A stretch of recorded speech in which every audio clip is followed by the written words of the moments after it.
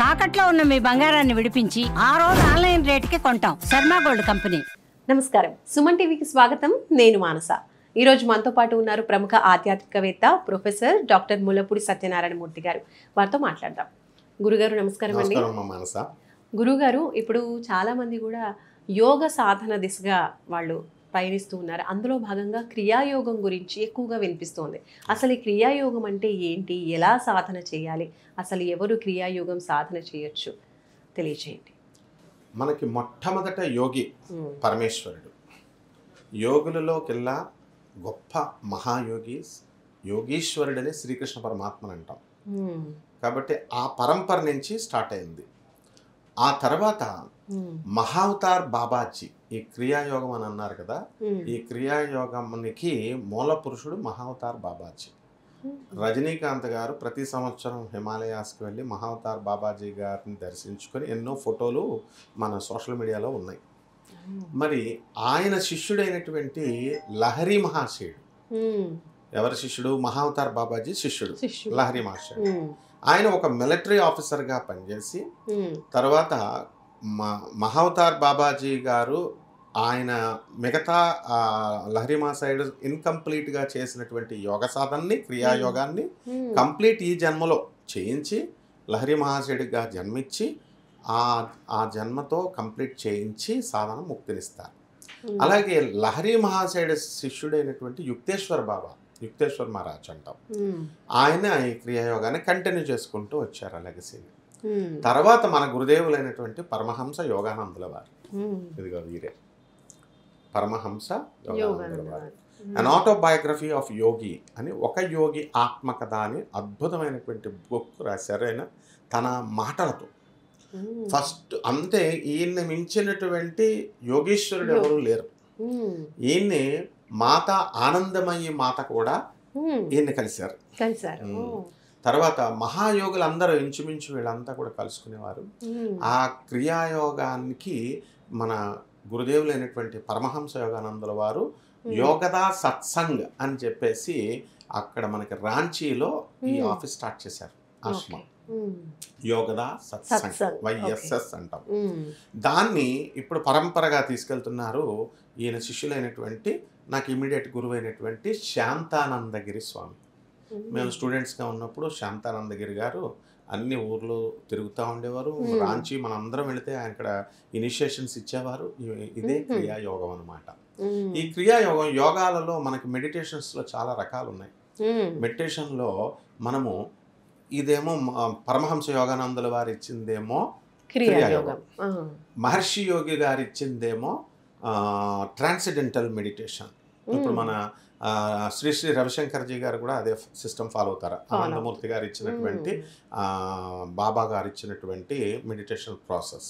బ్రహ్మకుమారీస్ ఏమో రాజయోగం, తర్వాత ఆనంద మార్గదేమో రాజాది రాజయోగం. దాని నుంచి ఉద్భవించిన వాళ్ళే రామ్దేవ్ బాబా అండ్ శ్రీ శ్రీ రవిశంకర్జీ గురుదేవులు. వీళ్ళిద్దరు కూడా ఆనంద్ మార్గ్లోనే మెడిటేషన్ తీసుకున్నారు. ప్రపంచం అంతా తెలుసు. వాళ్ళు కూడా ఎన్నో సందర్భాల్లో చెప్పారు. తర్వాత వాళ్ళు వచ్చి సొంతంగా ఆశ్రమాలు తయారు చేసుకున్నారు. ఇక మనం కన్ఫైనింగ్ టు దిస్ క్రియాయోగం దగ్గరికి వచ్చేసరికి ఇది ఒక అద్భుతమైనటువంటి టెక్నిక్ అనమాట. క్రియాయోగం టెక్నిక్ అన్ని నదులు కలిసి ఒకే సముద్రానికి కలిసినట్టుగా ఏ యోగ సాధన చేసినా మళ్ళీ ఒకే గోల్ దగ్గరికి వెళ్తాం అన్నమాట. అంటే ఈ క్రియాయోగంలో శ్వాస మీద దృష్టి ఎక్కువ పెడతాం. ఇది మన సనాతన సాంప్రదాయంలో ఉన్నది. ఉచ్ఛ్వాస నిశ్వాసల శ్వాస మీద కంట్రోల్. లలిత సహస్రనామంలో కూడా అదే చెప్తాం. మొత్తము ఎన్ని నాడులైతే ఉన్నాయో, అసలు మీకు విచిత్రం ఏంటంటే ఈ మధ్యకాలంలో మనం హైదరాబాద్ లో వస్తుంటే కొన్ని హాస్పిటల్స్ బోర్డ్స్ పెట్టినాయి. రోజుకి ఎంత బ్లడ్ ప్రవహిస్తుంది తెలుసా? దగ్గర 1,00,000 కిలోమీటర్స్ దూరం ప్రయాణం చేస్తుందంట 1 డేకి. మన బ్లడ్ 1,00,000 1,00,000 కిలోమీటర్స్ 1 డేలో. మళ్ళీ అంటే మనం ఒక 5 కిలోమీటర్లు వెళ్ళడానికి అలసిపోతాం. సో ఆ విధంగా ఈ శ్వాస మీద ఉన్నటువంటి ఉచ్ఛ్వాస నిశ్వాసాల మీద ధ్యాస. ఆ తర్వాత మనందరం ఏమనుకోవాలంటే యోగ సాధన అంతా కూడా గురుదేవులైనటువంటి పరమహంస యోగానందుల వారు ఏం చెప్తారంటే మొట్టమొదట ఏకాంతంగా ఉన్నాను అనేటటువంటి భావనని తెచ్చుకోమంటారు ఫస్ట్. అందువల్లనే ఋషులందరూ కూడా డెజర్టెడ్ ఐసోలేటెడ్ ప్లేసెస్ కి వెళ్ళి దూరంగా వెళ్తారు. అంటే ఈ చుట్టూ ఉన్నటువంటి ప్రపంచంతో మనకి సంబంధం ఉండదు. ఫస్ట్ అది రావాలి. అంటే అది పారిపోయి హిమాలయాల్లో కూర్చోవడానికి కాదు, మనం ఇంట్లో ఉన్నప్పుడే చుట్టూ పరిసరాలు చేయాలి. నెక్స్ట్ ఏం చేయాలంటే పోస్చర్స్, సిద్ధాసనంలో కూర్చోవాలి లేదా వజ్రాసనంలో కూర్చోవచ్చు. ఈ సిద్ధాసనంలో కూర్చున్నప్పుడు మనము ఏం చేస్తాము, ఈ యొక్క పంచేంద్రియాలు ఉన్నాయి కూడా, ఈ పంచేంద్రియాలని మనము విత్డ్రా చేసేయాలి. అంటే నాలిక ఉందనుకోండి, రుచులను కోరుకుంటా ఉంటుంది, దాన్ని వెనక్కి విత్డ్రా చేస్తాం. తర్వాత చెవులు ఇలా డూరు పెట్టేసుకోకూడదు, విత్డ్రా చేయాలి. అంటే వెనికిడి శక్తి, మనం పక్కన వాళ్ళు మాట్లాడుకుంటున్నా మనం కాన్సంట్రేషన్ వినకుండా చేసుకోవాలి, ప్రాక్టీస్ చేయాలి అది. అలాగే కళ్ళు మూసుకుంటాం. బ్రహ్మకుమారి సాధనలో కళ్ళు తెరిచి చేయమంటారు, డిఫరెన్స్ ఉన్నాయి లైట్ చూస్తూ. ఈ మిగతా మెడిటేషన్స్ లో మనము కళ్ళు మూసుకోమంటారు. తర్వాత ఇంట్రోస్పెక్షన్ చేయాలి, లోపలికి అంతర్ముఖం సాధన. అంతర్ముఖ సమారాధ్య బహిర్ముఖ సుదుర్లభ లలిత సహస్రం అదే చెప్తోంది. లోపల వెతకాలి, బయట కాదు. బయట ఎంత వెతికినా కూడా దొరకదు. నెక్స్ట్ రమణ మహర్షుల వారు ఆయన ఏం చెప్తారు, నిన్ను నువ్వు తెలుసుకో. ఏ సాధన అయినా అదే, క్రియాశక్తి కూడా అంతే, క్రియాయోగం కూడా అంతే, మనల్ని మనం తెలుసుకోవడమే. అప్పుడు మనం ఏం చేస్తామంటే కూర్చున్న తర్వాత ఈ పంచేంద్రియాలని విత్డ్రా చేసేసాం. నెక్స్ట్ ఒక భూమి మీద ఎత్తుగా ఒక గ్లోబ్ అనుకుంటే భూమి ఒక మౌంటైన్ లాగా, దాని పైన కూర్చొని ఇదంతా చేస్తాం. భావన అన్ని ఏది మెడిటేషన్ చేసినా భావనే. సో దీని మీద కూర్చున్నప్పుడు ఇది ఎప్పుడు ఏమవుతుంది, మనం ఈ భూమి డిసప్పేర్, కిందది డిసప్పేర్ అయిపోయింది అనుకోవాలా, భూమి మాయమైపోయింది. అప్పుడు మనం కింద పడిపోతాం కదా, పడిపోకుండా ఉండేటట్లుగా భావన చేసుకోవాలా. ఎలా నక్షత్రాలు, ఆకాశంలో నక్షత్రం పడిపోకుండా ఏ ఆధారం లేకుండా మెరుస్తుంది కదా, అట్లా అని భావన చేయాలి, ప్రాక్టీస్ ఇవ్వాలి బాడీకి. ఆ తర్వాత నెక్స్ట్ ఏం చేస్తాము, 2 నక్షత్రాలు మన యొక్క 2 కాళ్ళ బొటన వేళ్ల నుంచి లోపలికి వస్తున్నట్టుగా భావన చేసుకోవాలి. 2 స్టార్స్ లోపలికి వచ్చిన తర్వాత మూలాధార చక్రం అంటే మన జెనిటల్ ఆర్గన్స్ దగ్గర 2 కలిపి ఒకటే అయిపోయినట్టుగా భావన చేసుకోవాలి మూలాధార చక్రం దగ్గర. ఇక దాని నుంచి స్లోగా మనం పైకి తీసుకెళ్తాం, ఆ స్టార్ పైకి ట్రావెల్ చేస్తున్నట్టు భావన చేసుకోవాలి. మణిపూరక చక్రం, తర్వాత అనాహత చక్రం, ఇలా విశుద్ధ చక్రం, తర్వాత ఆజ్ఞా చక్రానికి వస్తుంది. ఆజ్ఞా చక్రాన్ని దగ్గర స్టాప్ చేసేయకూడదు, ఆజ్ఞా చక్రాన్ని నుంచి మళ్ళీ సహస్రార చక్రానికి తీసుకెళ్ళాలి. తీసుకువెళ్ళి ఆ సహస్రార చక్రం నుంచి మళ్ళీ బ్యాక్కి తీసుకురావాలి దీన్ని, ఆజ్ఞా చక్రాన్ని. ఇంకా అక్కడ నిలిపేసేయాలి. ఇంకా నిలిపేసి ఎలా అంటే ఆకాశంలో నక్షత్రం ఏ విధంగా అయితే మెరుస్తుందో ఆ విధంగా ఈ యొక్క మనం సాధన చేస్తాం. ఇప్పుడు శ్వాస మీదకి వద్దాం. శ్వాస మీద ఏం చేస్తాము మనము, inhaling and exhaling is nothing but respiration. So respiration ఎందుకు చేయాలి, ఎందుకు చేస్తే ఏమవుతుంది ఈ క్రియాయోగం టెక్నిక్ అంటే, ఇప్పుడు మనం అన్నిట్లకంటే ఎక్కువ కాలము బతికేటటువంటి జీవిని మనం తీసుకున్నప్పుడు తాబేలు 400-500 సంవత్సరాలు బతుకుతుంది. ఎందుకని, దాని హార్ట్ బీట్ చాలా స్లో, మన హార్ట్ బీట్ చాలా ఫాస్ట్గా కొట్టుకుంటుంది. మెషిన్ అయిపోద్ది అనమాట, లైఫ్ స్పాన్ ఉంటుంది మెషిన్కి, బాడీకి అయినా మెషిన్కి అయినా. సో ఎప్పుడైతే తొందరగా డ్యూరబిలిటీ అంటాం దీన్ని, ఎంతవరకు పని చేయాలో అది ఆ డ్యూరబిలిటీ అయిపోతుంది.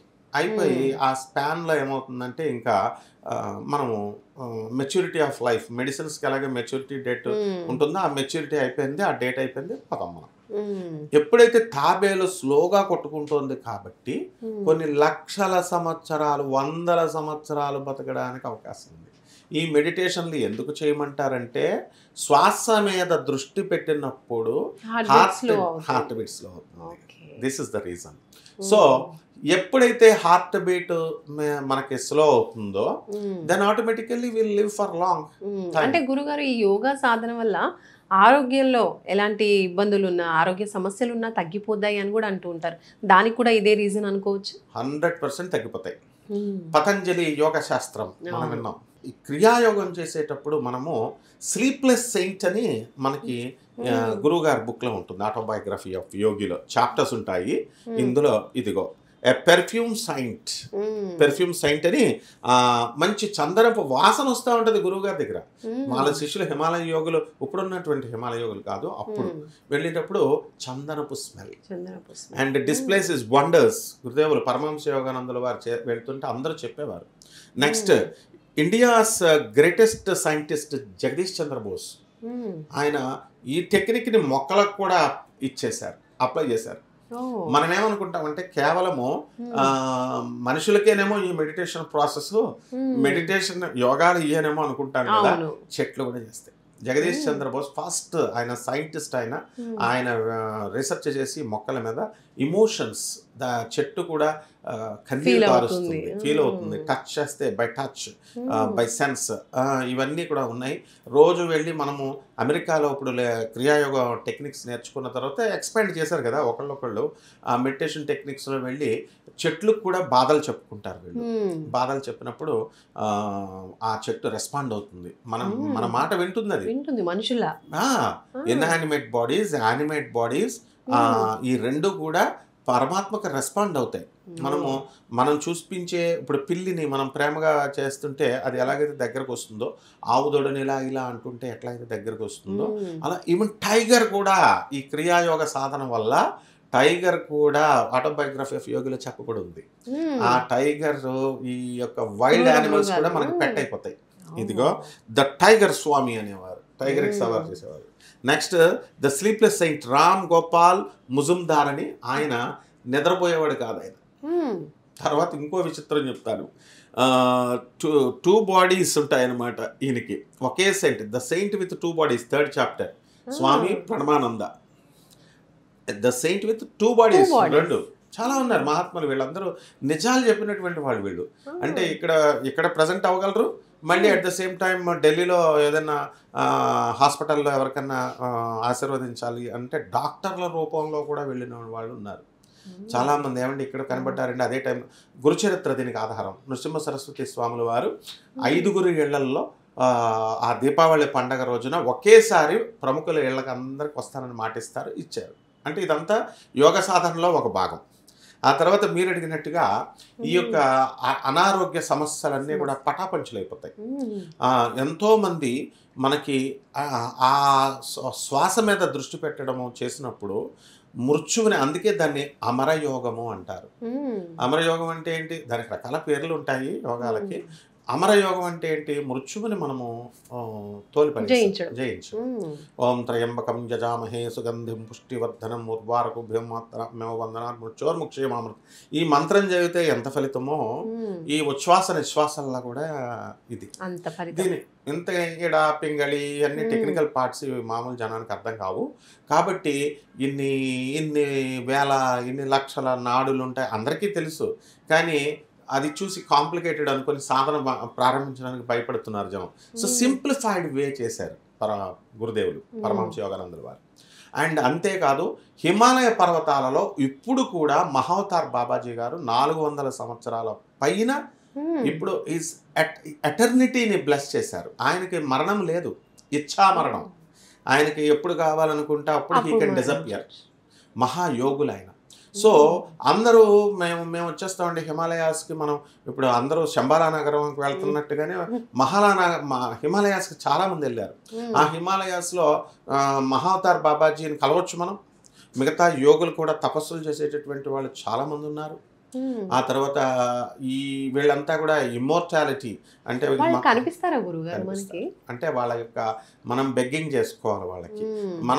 మనం బెగ్గింగ్ కాదు కదా చేసేది. మనం ఏం చేస్తాం, నాకు కనబడినా కనబడకపోయినా పబ్లిసిటీ కోసం బయటకు వచ్చి నాకు మహావతార్ బాబాజీ కనబడ్డాడంటే ఆయన కనబడతాడు, తంతాడు మనల్ని. అందువలన ఎవరికైతే రియల్ డివోషన్ ఉండి, ఎవరికైతే డెటర్మినేషన్ ఉండి, ఎవరికైతే అంకిత భావంతో డెడికేటెడ్ భావంతో ఉంటారో, చిన్న చితక అని చూడకుండా, ఈ క్యాస్టు ఆ క్యాస్టు అని చూడకుండా, ఆడ మగ అనేటటువంటి తేడా లేకుండా, చిన్నపిల్లలు పెద్దవాళ్ళు అనే తేడా లేకుండా ప్రతి ఒక్కళ్ళకి దర్శనం స్వామివారు ఇస్తారు, యోగులు ఇస్తారు. అందువల్లనే గురువు అనేటటువంటిది చాలా అత్యున్నతమైనటువంటి స్థానం. కాబట్టి మనందరం ఏం చేయాలంటే హిమాలయాస్కి వెళ్ళాలి. హిమాలయాస్ అనగానే యాత్రలు ఏమైపోయింది, ఇప్పుడు అందరూ మానస సరోవరం వెళ్ళిపోతున్నాము, హెలికాప్టర్స్ మీద తిరిగేస్తున్నాము అంటున్నారు, డబ్బులు ఇలా పడేస్తున్నారు, వీళ్ళు దర్జాగా వెళ్తున్నారు, తిరిగేస్తున్నారు, లేదా హెలికాప్టర్ మీద చూపించేస్తాం, నేపాల్ భూతాన్ టిబెట్ అంటున్నారు. ఇది కాదు హిమాలయ యాత్ర. నెక్స్ట్ కైలాస నీ పేరుతోనే మానస యాత్ర, మానస సరోవర యాత్ర. తర్వాత హిమాలయాస్ అంటే ఏమంటున్నారు, ఋషికేశ్ వరకు వెళ్తున్నాము, అక్కడి నుంచి బద్రీనాథ్, కేదార్నాథ్ ఏదో ప్లేస్కి వెళ్ళి వచ్చేసినట్టు దండం పెట్టి వచ్చేస్తున్నాం. ఒక గుడి అక్కడ ఫిక్స్డ్గా ఉంది కాబట్టి.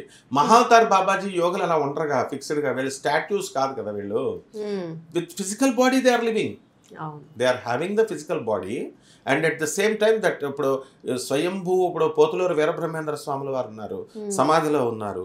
ఆయన బయటికి సమాధి తీసినప్పుడు ఆయన బయటకు వచ్చారు, ఆయన రక్తం వస్తుంది, షిరిడీ సాయినాథుడు.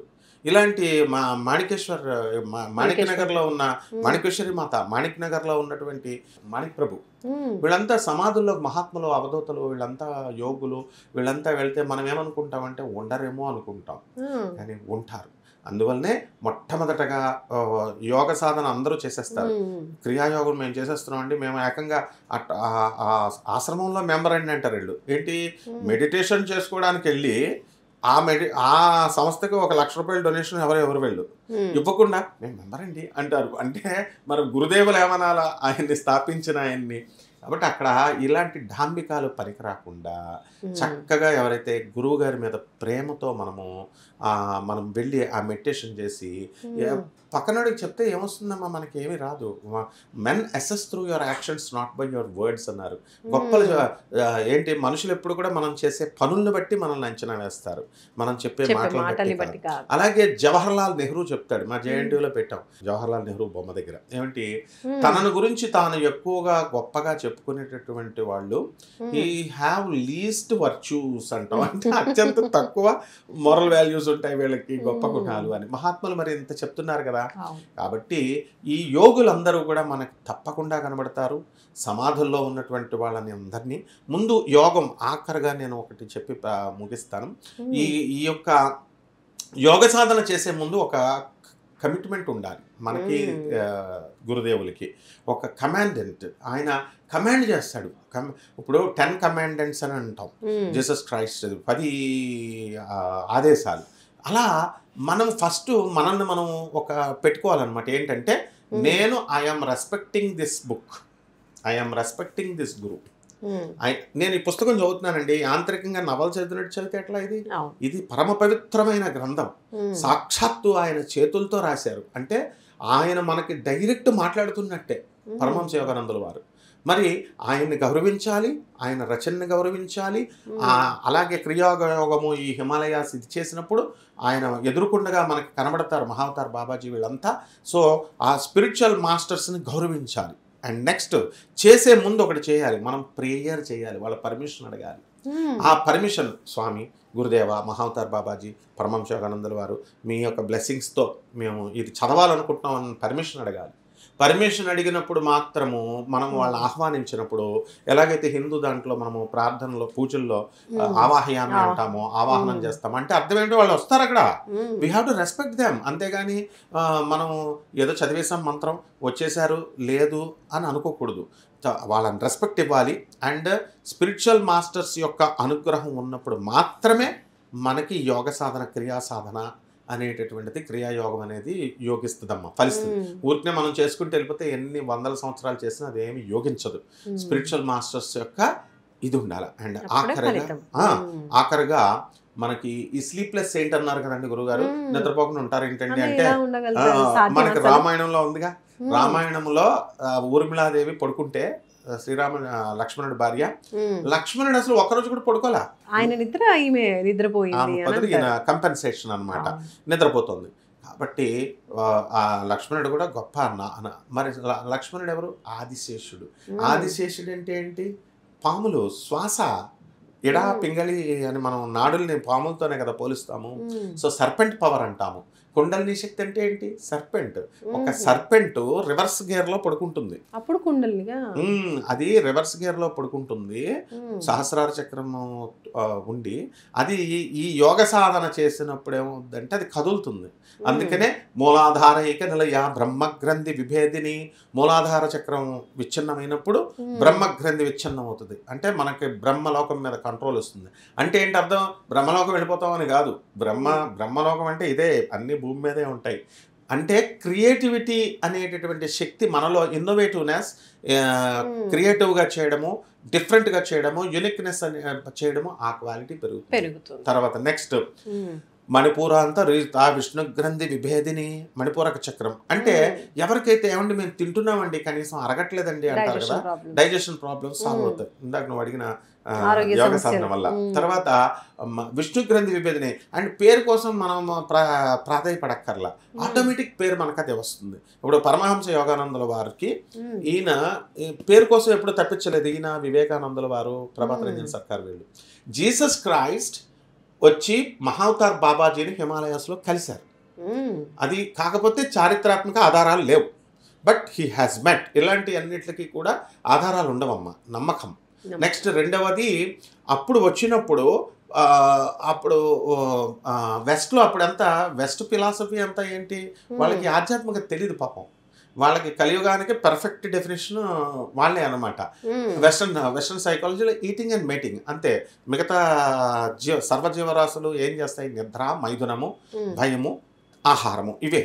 అలాంటి సిచ్యుయేషన్లో వీళ్ళలో ఉన్నటువంటి వీళ్ళెవరో వీళ్ళు తెలుసుకోవాలా, ఈ క్రియాయోగంతో ఉద్ధరించబడాలా అని జీసస్ క్రైస్ట్ పంపమని రిక్వెస్ట్ చేస్తే మహావతార్ బాబాజీ పరమహంస యోగానందుల వారిని సెలెక్ట్ చేసుకొని he is the father of the best అంటాం ఈయన్ని. ఇప్పుడు మనం ఫాదర్ ఆఫ్ ద బెస్ట్ ఈయనకి పేరు అది. కాబట్టి అంత ఈజీగా వెళ్ళలేదు, ఎన్నో బాధలు పడి వెళ్ళారు గురువు గారు.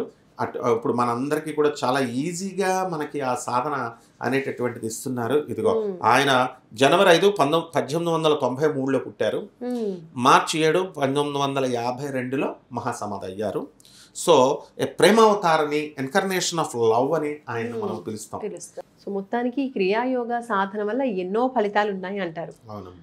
అది అందరూ సాధించుకోవచ్చు అంటే అందరూ కూడా ఈ క్రియాయోగం సాధన చేయొచ్చు అంటారా? అందరూ చేయొచ్చు, సకల రోగాలు తగ్గిపోతాయి. అంతేకాదు ఆర్థిక ఇబ్బందులు కూడా తగ్గిపోతాయి. ఏ మ్యాజిక్స్ అవసరం లేదు. గురుదేవుల యొక్క కరుణా కటాక్షం వల్ల కర్మలు కూడా తొలగించబడతాయి. గురుబలం పెరుగుతుంది, తర్వాత కర్మలు తొలగిపోతాయి. అండ్ కర్మలు తొలగించేటటువంటి ఏకైక శక్తి ఒక గురువుకే ఉన్నది అని గురు చరిత్ర కూడా చెప్తుంది, నరసింహ సరస్వతి స్వాముల వారంతా. కాబట్టి ఎట్టి పరిస్థితుల్లో మనకి నష్టపోయినటువంటి డబ్బు తిరిగి వస్తుంది, నష్టద్రవ్య ప్రాప్తి. ఇన్కమ్స్ పెరగట్లేదండి అనుకునే వాళ్ళు ఉన్నారు. వ్యాపారాభివృద్ధి, ఉద్యోగాల్లో ఇన్కమ్స్ రావట్లేదండి. తర్వాత శత్రుపీడ ఉందండి, ఈ శత్రుపీడ కూడా పోతుంది. ఎందువల్ల? కన్ఫ్యూజన్, మెయిన్గా రాహు బాధల వల్ల మానసిక ప్రశాంతత లేకపోవడము, మానసిక ఇబ్బందులు, ఎయిల్మెంట్స్ అంటే మానసిక వికలంగత్వము, ఇలాంటివన్నీ వస్తాయి కదా. అంటే రాహు క్రియేట్ చేస్తాడు. ఇది రాహు ఏం చేస్తాడు? ఇమాజినేషన్, హాలుసినేషన్, తర్వాత ఇన్ఫాక్చుయేషన్, కన్ఫ్యూజన్, ఇవన్నీ క్రియేట్ చేస్తాడు. దాన్ని ఎప్పుడైతే నాలెడ్జ్ వచ్చిందో ఆటోమేటిక్గా ఇది పోతుంది కదా, నాలెడ్జ్, కన్ఫ్యూజన్ పోతుంది కదా. నాలెడ్జ్ ఇచ్చేది గురువు, జూపిటర్, మన గురుదేవులు. ఆయన ఈ యొక్క క్రియాయోగం వల్ల మన పరమహంస యోగానందుల వారి దయ వలన మనకి రాహు యొక్క బాధలు కూడా, మానసిక పిచ్చి, చేతబళ్ళు, చిల్లంగులు, ఇదేదో అంటారు కదా, నరఘోష, నరదృష్టి, అన్ని సమస్తము తొలగిపోతాయి అన్నమాట. ఇది అన్నిటికీ సర్వ ఔషధి.